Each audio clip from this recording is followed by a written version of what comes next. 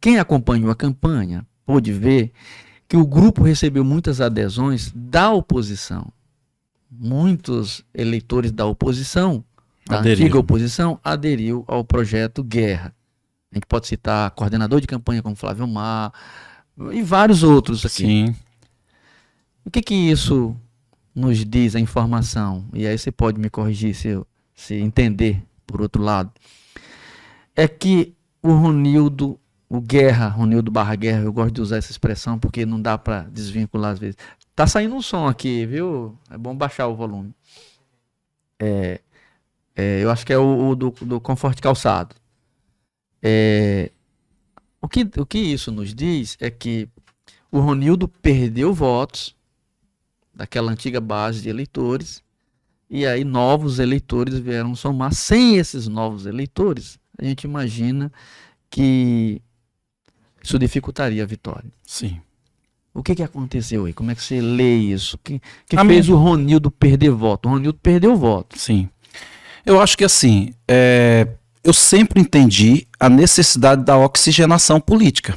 Né? Eu ganhei a eleição em 2016 e para minha reeleição eu oxigenei o grupo. Fiz várias adesões, Rosinha Lancheira, tantos outros que a gente aderiu, o vice de Edmilson Marinaldo, e fomos. Então, assim, a gente oxigenou o grupo, né, para ir para a reeleição. Então, na sucessão, a gente também, né, dado a esse fator atípico que foi a desistência de Edmilson, né, e a não inclinação para nenhum candidato da oposição, por exemplo, permitiu com que a gente conseguisse penetrar, né, nesse eleitor. Mas um eleitor mais elitizado. Nós não conseguimos penetrar no eleitor, o eleitor povo, mais popular do adversário. E eu perdi, e aí sim nós perdemos, esse eleitor popular. O eleitor do Bolsa Família. O eleitor do Bolsa Família, o eleitor, sabe, lá de menos vínculo, né? Eu acredito que a gente manteve o nosso grupo político, né? A gente não perdeu dentro do aspecto político, de lideranças, de políticos, muito pelo contrário, a gente fortaleceu que a própria eleição para a Câmara, né, para vereadores, mostra o reflexo da nossa oxigenação. Mas a gente perdeu essa comunicação, né? Eu acho que dado o candidato ser de fora, né, de ser um candidato desconhecido, essa conectividade com esse eleitor mais popular. Tanto o de Edmilson, né, que não migrou para a gente na proporção que precisava migrar, né, quanto o meu. A gente realmente a gente fez uma oxigenação, né, com essa composição, né, mais elitizada, né, porque o que a gente trouxe foram políticos. Né, a maior parte das pessoas que a gente trouxe de Edmilson foram essas lideranças, foram candidatos a vereadores, foram secretários, foram políticos mesmo. Né, a gente não conseguiu fazer essa penetração. E houve essa perda de fato, porque aonde a gente não chegou, né, eu, por exemplo, teve uma senhora no Anil que foi visitar, a gente visitou o Anil, mas não conseguiu visitar tudo. E essa senhora foi visitada por uma liderança nossa, pela Chiclete, e ela resistente que não votaria, já tinha votado em mim para vereador, tinha votado em mim para prefeito, e eu nunca tinha ido na casa dela, que eu nunca visitei Anil em nenhuma das minhas eleições, nunca visitei o bairro Anil. E aí ela votou porque ela era amiga da minha mãe de Seresta. E a minha mãe tinha pedido voto para ela. Então ela votou para mim para vereador, depois votou para prefeito, sem eu nunca ter ido na casa dela. Mas agora, para Guerra, ela não ia votar sem que eu fosse lá ou Guerra fosse lá. Refazer o compromisso. Então assim, eu falo que talvez a perda, porque o que tem de gente que votou em mim, que eu não sei quem é igual, não dá para saber, mesmo agora, Guerra, o Samuel. Samuel, ele não sabe quem foi que votou nele. Não tem como. Não consegue, ele, né, tem ali uma massa mais próxima, mas esse restante que decidiu ali sem uma conversa, sem nada, só porque não foi de repente visitado pelo candidato do governo que poderia ter um compromisso, porque a expectativa, a gente sabe aqui, né, o trabalho ele é importante, mas aqui existe uma perspectiva de você fazer parte do governo. Professor Gonçalo, né? Então as pessoas que não têm oportunidade conosco de fazer parte do nosso governo, elas automaticamente vão optar pela oposição, né? Então, dependendo, né, eu era um candidato com essas ramificações familiares, pessoas que conseguiam, né, uma história de vida, né? E isso isso é provado pela própria história, né? As pessoas, a sociedade, ela tende a se comover, elas tendem a se associar com o vitimismo, né? Com o que é vítima. Então, eu tenho uma história de vida, né? De vitimismo, de superação até, que faz com que as pessoas sejam muito empáticas comigo, né? E se sensibilizem comigo e queiram votar e queiram me ajudar sem nem ter contato comigo.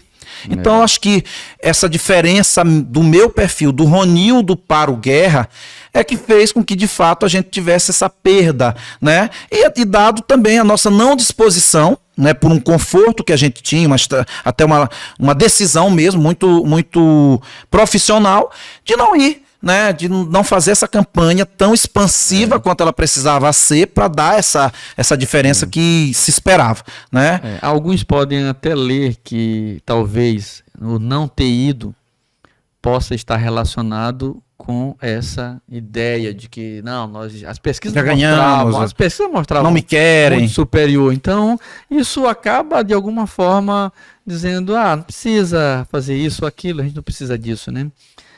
O que não é muito o teu perfil, né? Eu sempre digo aqui que você, entre ganhar de 2-1, 3-1 e ganhar de 10, você quer sempre ganhar demais. Sem sombra de dúvida. Mas deixa eu te dar uma outra linha de raciocínio que, não sei se você concorda, porque tem outros fatores também. Por exemplo, o fator Nice, que não existiu em 2020, foi pequeno, mas voto acaba catalisando outros votos. Sim. Foram 200 e poucos votos, mas acaba...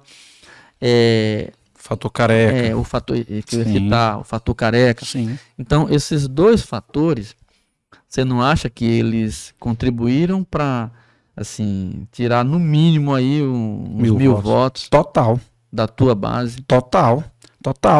Eu encontrei, por exemplo, no dia do Oliveiros Mendes, por exemplo, a gente chegou na visita e eu encontrei uma pessoa, né, que votou em mim nas 2 eleições e estava com careca e me abraçou e me desejou sorte, mas só, Ronildo, se fosse tu, eu votava de novo, mas não é tu, eu não posso, eu vou votar em careca, eu tô com careca. Então, assim, era da nossa base, isso eu estou citando tanto, sem sombra de dúvidas, né? Um dos fatores dessa redução, né, para além da nossa não ida, não corpo a corpo mais forte, foi, de fato, uma disseminação da nossa base. Nós tivemos 2 candidatos que saíram da nossa base, né? A Nice foi secretária conosco, teve espaço no governo os 8 anos, 7 anos e meio.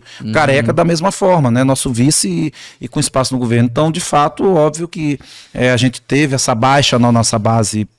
E o Careca é um braço consolidado, né? Um braço que poderia caminhar sozinho, porque ele tem vínculos diretos, de favores, de uma série de relações ali que são diretas. É um político consolidado, um político prestativo, que é um perfil que o povo gosta, né?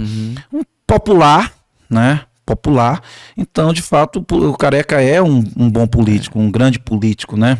O não ganhar, o não ter uma votação grande, não quer dizer que não tem nada a ver com o perfil político dele, né? Ele, como candidato da oposição, ele daria trabalho. Certeza. Mas deixa eu te dizer, eu não acreditava que o Careca conseguisse 1.300 votos, não por um problema dele, mas porque a polarização acaba desidratando o terceiro lugar.